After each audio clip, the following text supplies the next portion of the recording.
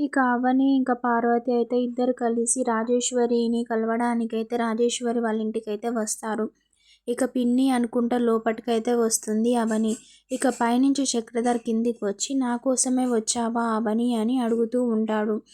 ఇక అవనికి ఇంకా పార్వతికి ఇద్దరికైతే కోపం అయితే వస్తూ ఉంటుంది.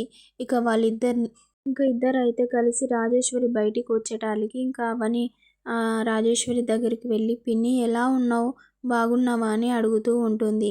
ఇక రాజేశ్వరి ఉండి ఎవరే నీకు పిన్ని అని ఇంకా కోపంగా అంటూ ఉంటుంది. అసలు నువ్వు ఇక్కడికి ఎందుకు వచ్చావు, నువ్వు మీ అమ్మ కలిసి నా జీవితాన్ని నాశనం చేశారు అని ఇంకా కోపంగా అవనినైతే తిడుతూ ఉంటుంది. ఇక పార్వతి అయితే ఇలా అడుగుతూ ఉంటుంది. తప్పు చేసింది నీ భర్త అయితే అవని ఇంకా వాళ్ళ అమ్మగారిని ఎందుకు తిడుతున్నావు వదినా అని ఇంకా నిజాలు తెలుసుకోకుండా ఎందుకు వాళ్ళని అంటున్నావు వదినా అని ఇంకా పార్వతి అయితే రాజేశ్వరిని అంటూ ఉంటుంది. ఇంకా రాజేశ్వరి ఉండి ఓహో మీ అత్త కోడళ్ళు ఇద్దరు కలిసి ఇప్పుడు నా మీద దండయాత్ర చేయడానికి వచ్చారా మీ ఇద్దరు అని ఇంకా ఇలా అడుగుతూ ఉంటుంది. ఇక పార్వతి ఇంకా అవని ఇక అలానే చూస్తూ ఉండిపోతారు. ఇక చూద్దాం నెక్స్ట్ ఎపిసోడ్లో ఏమవుతుందో. ప్లీజ్ అంతవరకు subscribe my channel for more videos and do support me.